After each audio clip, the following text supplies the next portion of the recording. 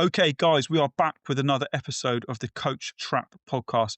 This week, we are very fortunate to be joined by the amazing Joel Steele. But just before we dive into the conversation, I want you to remember 90% of coaches and online businesses quit every single year.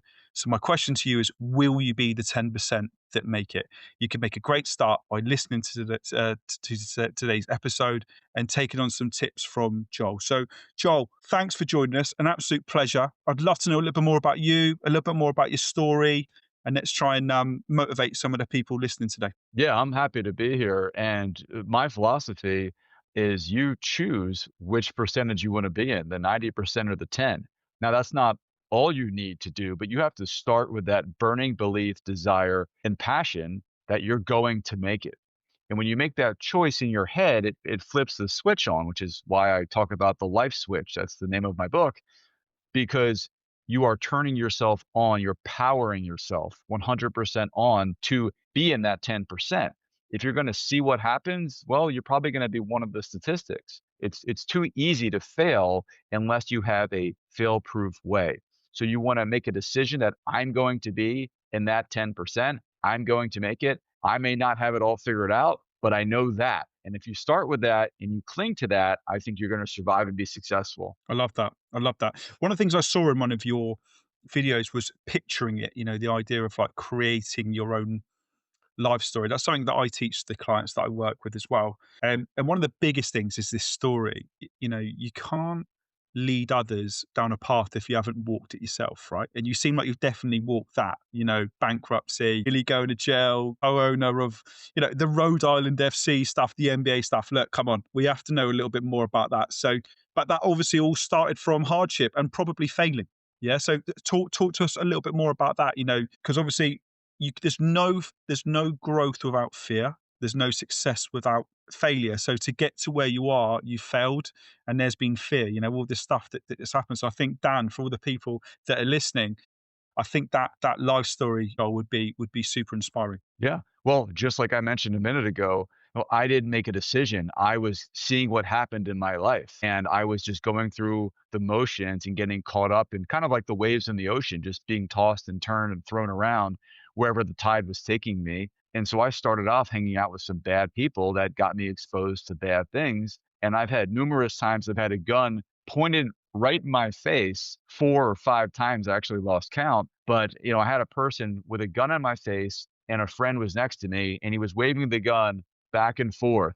And he said, "Who should I put a hole in first?" And I thought I was going to die. And I also was thinking, man, how did I get here? And if I get out of here, I've got to make some changes. I've got to live my life differently because I'm living in a position where I may make it and I may not make it. So I was in a 50-50 type of a scenario. And that's scary when you're dealing with your life and your future and everything else and people that depend on you. So this helped me wake up. This helped me realize that I've got to see where I want to go, like a map. Like this is my destination. I've got to see it clearly. And here's where I am. I'm way over here, but I know I want to get there. And whether that's a short distance or a long distance for people, you can get your way there as long as you know your destination. So I started off going down that wrong path.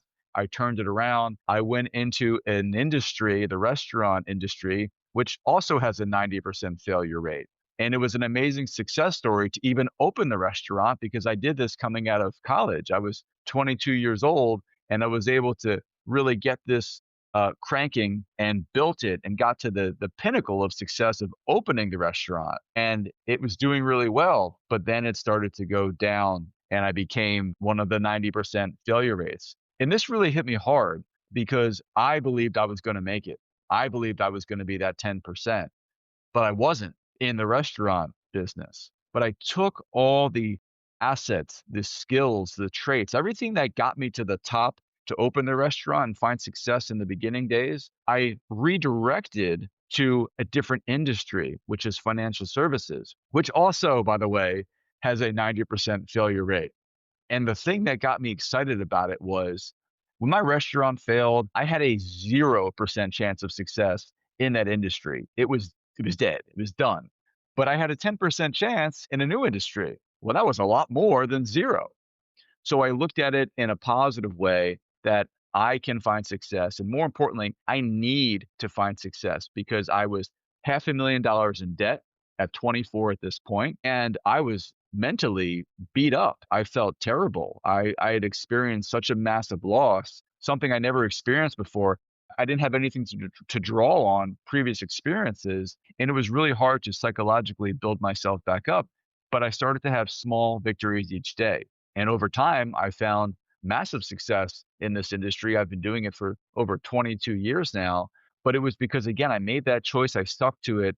I figured out what I needed to do to be successful as far as things I could control with my activity. And every day I went out and I did that. I had good days, I had bad days. But ultimately, I knew that each day that I did at least the minimum amount of activity I could control that I was told I needed to find success, I would trust in that process. And that helped me not get in my own head or doubt myself or psych myself out. So every day was a success that I did what I needed to do. And those successes built on themselves and created an amazing streak. But going back to what we talked about a second ago, people don't want to fail. People don't want to lose. Everyone wants to win. They want success. But what you need is loss. You need failures to get to what you want. People always want what they want, but sometimes they're realizing or they don't realize that you need this to get that.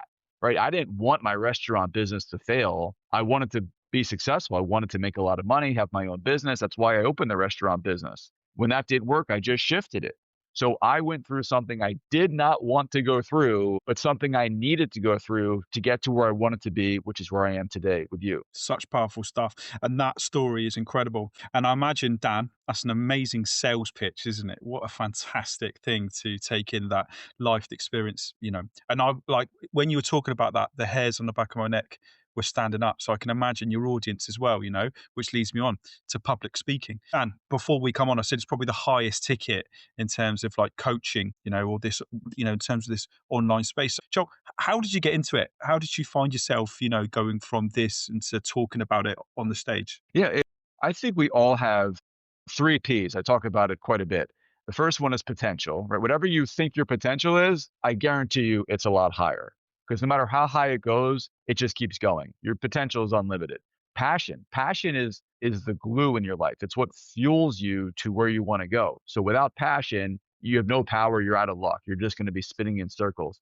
But purpose, we all should have a purpose. Like a business has a defined mission statement or a purpose. But I don't know almost anybody who has a personal mission statement or a defined purpose. So how do you know if you're on track? And so my purpose was to help people. Going way back to being a kid, the thing that I really felt good about when I was doing it was helping people. And I've done it in different ways. I've done it as a personal trainer, helping people with their health.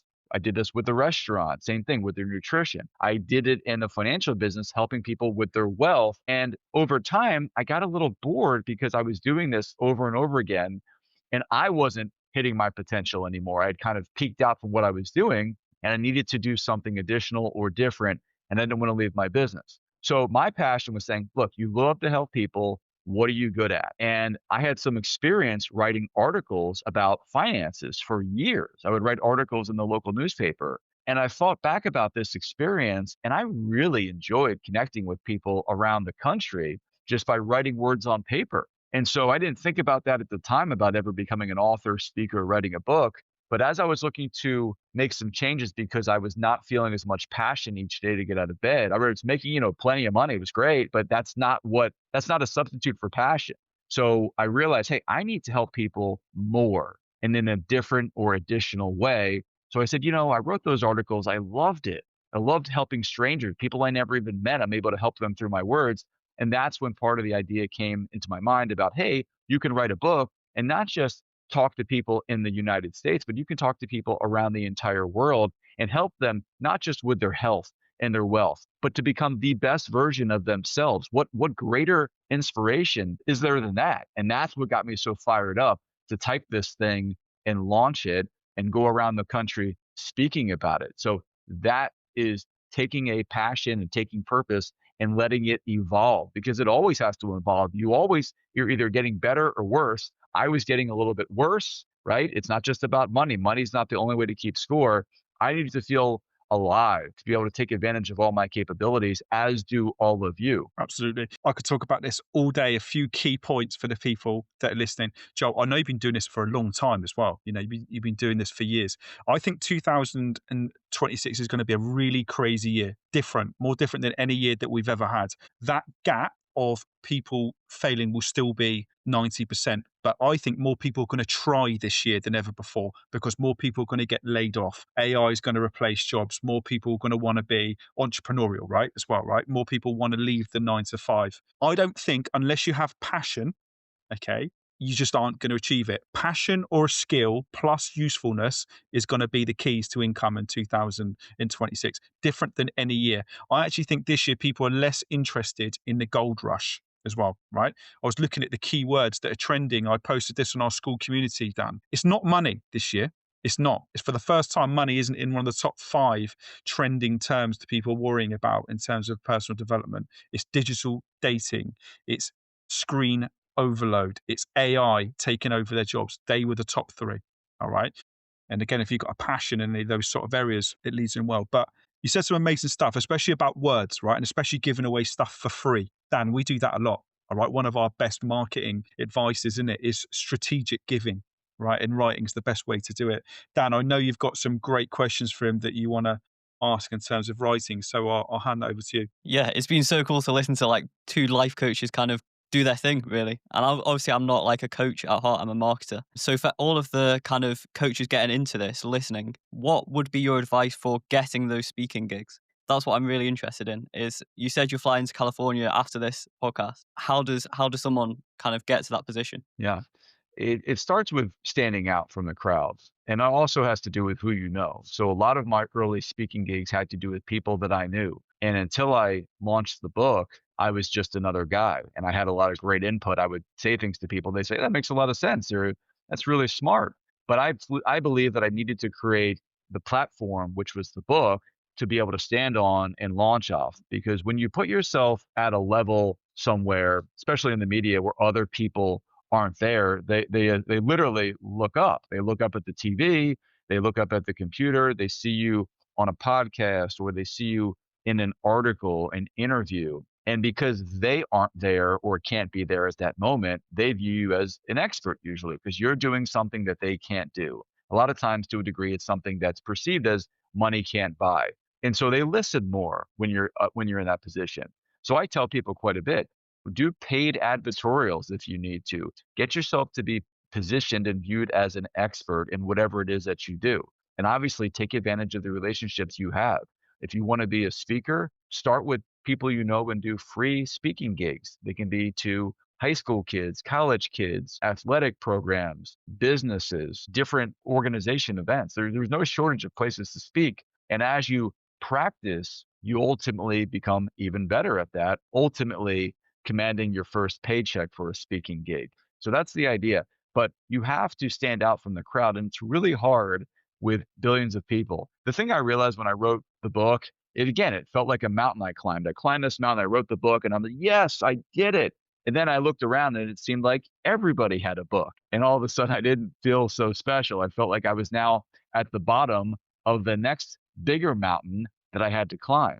So how can I stand out? Well, I told you my passion is helping people, right? So that's where I came up with my different concept to stand out from the crowd. And that's to donate $1 million to charity if my book Life Switch sells 1 million copies. And I don't think anyone's ever done that before.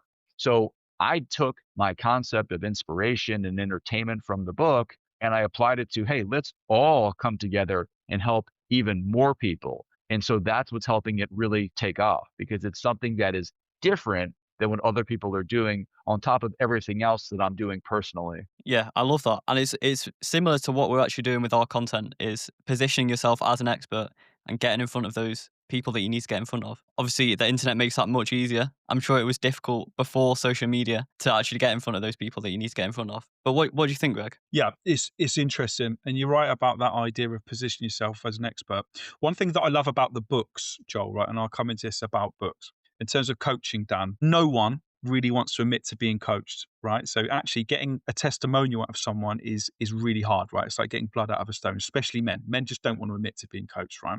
However, they would love to pick up a book. So it's a real easy entry level into coaching. You know, like where lots of people look onto YouTube or look at Alex Hormozy videos, whatever, right? Loads of people are quite happy to do that. And I think YouTube only ever scratches the surface. What a book does is it allows you to go in a lot deeper detail, you know. And if you think how people learn audio, visual, kinesthetic, I believe there's more audio learners than there are, visual learners than there are others, right? So books lead really well into that sort of process. But I guess this is the $1 million question, right? To get you that $1 million charity reward. How the hell do you market it, right? Because creating a book, Dan, is the easy part. Marketing it is the hard part, right? So this is why Dan's here.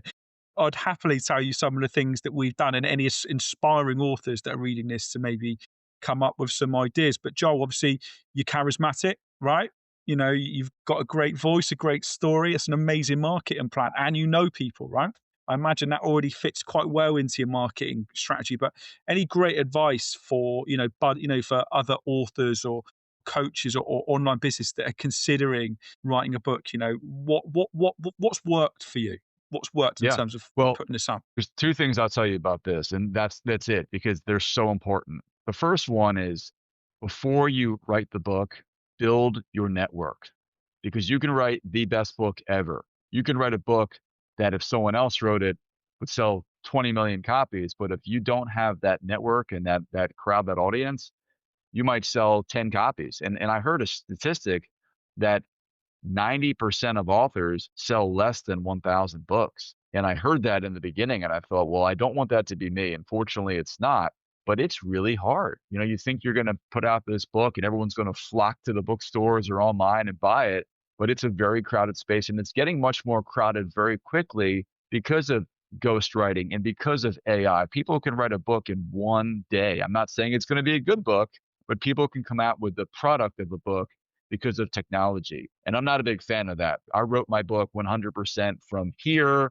to paper, but a lot of people will take advantage of the technology. I'm not mad about that. I just don't love it because I don't think it's as genuine and authentic. So number one, build your network before you build the book, because if there's people that aren't going to buy it, it's going to sit on the shelf or in the warehouse. And then the other part, the biggest advice, and you asked me about how am I going to sell 1 million copies? It's not because I'm going to directly hit 1 million people. It's because I am helping other people want to tell other people about the campaign. People are excited about helping charities with $1 million. So I'm doing interviews and podcasts and getting in front of other people who want to bring me in because they're excited about this. Some of them are thinking, hey, let's watch this poor schmuck write out a check for $1 million. Let's make him do that. And so I don't care. I'm fine with that. But it's a bit of a game. It's a game and people want to see me do this. And I'm going to do it on live TV when it happens, whenever that's going to be, whether this year, next year, or whatever point. But I'm so excited about it. And it gets other people excited about it. Excitement is contagious, right? Conviction is contagious. Like, I really believe I can do this, but I need other people to help. But more than that, I need other people to want to help. And that's the difference. That's what you need to realize. You have to have a product, story, and angle that other people will buy in and help spread the word like prophets for you, because you can't do it by yourself. That's a really good point. Dan, the marketing man, if you were going to market a book, right, in 2026, how would you do it? That's a good question. It's a big question. I think it's less about the book and it's more about the person behind it and the story of that person. So obviously, Joel, you've actually walked this path, as Greg said. You can't walk someone down a path you haven't walked down yourself, and people can feel that as well, especially in your content and stuff like that. I did look at your LinkedIn as well, and a couple of your posts recently have gone like completely viral, like 200 plus likes, because people can feel that you've actually lived what you're talking about, and it's not just some other guru talking about consistency is key and all of this stuff that people have already heard before. It's actually the message from the person who's done it that makes it hit much harder. So I think the easiest thing you can do, well, not the easiest thing, but the biggest thing you can do is actually live what you're talking about on social media and stuff like that. But a question for you, Joel, are you actually using social media to promote the book massively, or what is like the main avenue that you're using to get people to get in front of people with that? Yeah, 100%. It's social media, and for me, it's been LinkedIn because That's where the audience is, because the goal is twofold here. It's to be a best-selling successful author, but also to be a speaker, because I feel most alive when I'm on stage, spending time with people, inspiring them, sharing the messages, the stories of my life, not so much the wins in my life, but the losses, helping people get experience from me so they don't have to go through life learning everything the hard way. You learn from your own experiences or from watching and listening to others about their experiences. So I'm trying to cut down on their time so they can be more successful, happier, quicker in their life. So I love being on stage, but I can't be on a million stages. I can be in a million people's hands or in their ears with the audiobook or the hardcover of the book. So I'm doing both, and LinkedIn is the best market for that because there's a lot of people looking for speakers for their organization to bring in. So that's a natural fit. But I'm on other ones as well, Facebook and Instagram, and I just enjoy it. Again, when I decided to launch the book, I thought, do I really want to put myself out there as a public figure? Do I really want to open up myself to everything I've gone through, including the scrutiny? Because some people won't like me, they won't like the book or anything else about it. And that's okay, because I'm so excited to help those people that need the help and want the help. And I really think I can impact their life in such a positive way, get their switch flipped on so they can live the best version of themselves in their own life. So that's the idea. But you're absolutely right about that. Is it does come down to the person and the story. But again, that story has to be amplified out there or else it's not going anywhere. Yeah, 100%. And I think people forget as well that people are that you can get content ideas from everyday life. Like for you, when you're speaking on stage, you can share clips of that on Instagram. You can share clips of that on LinkedIn so easily and get seen by so many more people. And it makes a huge difference. You can't really hide. You've got to shout about it, shout about your story, and communicate it. And that's how you get seen by as many people as possible. Yeah. Yeah, And yeah, another thing too I want to add in here is the best stories are the worst experiences. So if you're always having success and you write a book and you go around and speak, hey, I won the lottery. Hey, everything I touch turns to gold. People are going to be throwing tomatoes at you and booing you because you're not helping, you're gloating. People want to hear the comeback stories, going from losing to winning, from rags to riches. We're wired to love to hear a good story. So if you've lived a challenging life, one that's had ups and downs, especially the downs, those things are gold. There's a lot of people out there listening right now that could probably write a phenomenal book, maybe have a movie made about their life, but they haven't thought about the fact that those losing moments, that failure, is what people want to hear about. Failure is a loss unless you decide to convert it to a win, right? This happens in sports all the time. A team loses a devastating game and it's viewed as it's a loss, it's over, but it's not, because life is ever going, it's evolving. Losses, if viewed the right way and used as fuel, can lead to bigger wins than ever before. So if you look at life that way and you retrain your brain, losing isn't losing. It's part of the process of winning over time. So whatever loss you had, harness it, extract value from it. What went wrong? What went right? What could you do moving forward? It's exactly what I did to turn failure in one industry into success in another. And I have a number of stories about this, and a lot of other people have gone through it too. Athletes didn't play that well to start. They got a second chance. They learned from their failures, mistakes, and they propelled themselves to Hall of Fame status. So everybody has that ability to go through challenging times. But do you have the wherewithal to take those times and use them as part of your story to build on to become the most interesting person that people want to know about? yeah. I love that, using your failures or hardships to, inspire others. Right? I love it. Dan, this is where the magic happens, isn't it? Right? You're placed with someone who wants to sell a book. How do you do it in 2026? This is how I would do it. Joel, how many chapters are there in this in the book? 46. Roughly 46. So 46 different posts. Personally, if I was going to go into this idea of strategic giving and you want to get, donate £1 million to charity, LinkedIn is the most professional mingling site. It's not the biggest reading site for readers. Substack is, Dan, isn't it? And actually, another one is Medium, which is fantastic for authors as well. I think actually most people want to act and join in on conversation on X or Reddit, Dan.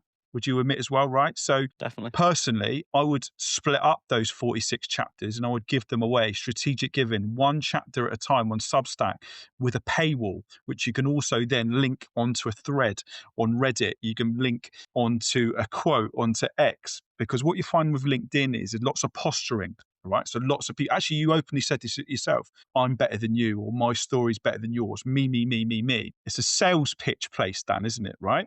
On Substack, people want to read. On Reddit, people search for problems. You're a problem solver, Joel, right? So that's where I would start looking on those sort of platforms and leading into that strategic giving. One quote a day from your book onto X, one chapter a week with a paywall on Substack and Medium.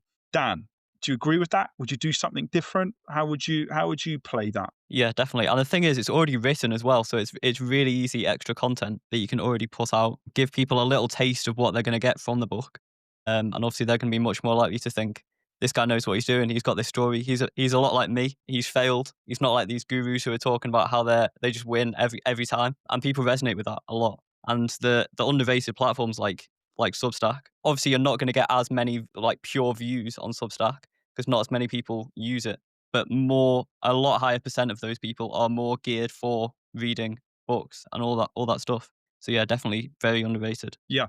And Yeah, that I'll makes tell a you lot of another sense. thing, Joe, as well. Just before I pass you on, people aren't using Google like they did in the past, right? So people in the past would search Google and it would come up. People use AI now, Dan, don't they, right? And what shows up on AI? LinkedIn articles, Reddit, okay, Substack articles, not LinkedIn posts, believe it or not. So it's just those little hacks, isn't it? If you want to direct a problem that someone's searching for to go straight to your Amazon page, it's linking it to those keywords, isn't it, Dan, that people are looking for, which is, the best place to find that is Answer the Public or Google Trends. And in 47 chapters, you'll hit many of those key things that people are looking for. And remember the ones that I said are trending at the moment, Dan, are digital dating, screen overload, worries about AI, and obviously the big one's burnout, right? It's the biggest one every year. So you'd probably cover that many, many times, but that would be my excuse is keep what you're doing. And actually, believe it or not, you can link your Substack to your LinkedIn account. So you don't even have to do any more work. If you post it on LinkedIn or Substack, it just goes as a double whammy, you know. Yeah. Dan, before we finish up, any more questions for Joel? Yeah, I mean, it's difficult to critique. Obviously, Joel, you've been doing this for a long time, but what I did see on your LinkedIn was that you were doing very short posts, and they did do well. But what I would say is you've got to assume that people don't know who you are and they don't know your story already. So it's really important that you post every post like you're talking to a stranger, and kind of reiterate at least a little bit of that story so that they can trust you and resonate with you so they know who you are, basically. And I think kind of expanding on those LinkedIn posts with that would be a big move for you. Yeah, Just that's, I'm before taking we notes here 'cause these are good thoughts Yeah. here for sure. Yeah, look, we do this every day. We help lots of people. We want to close the gap on that 90%.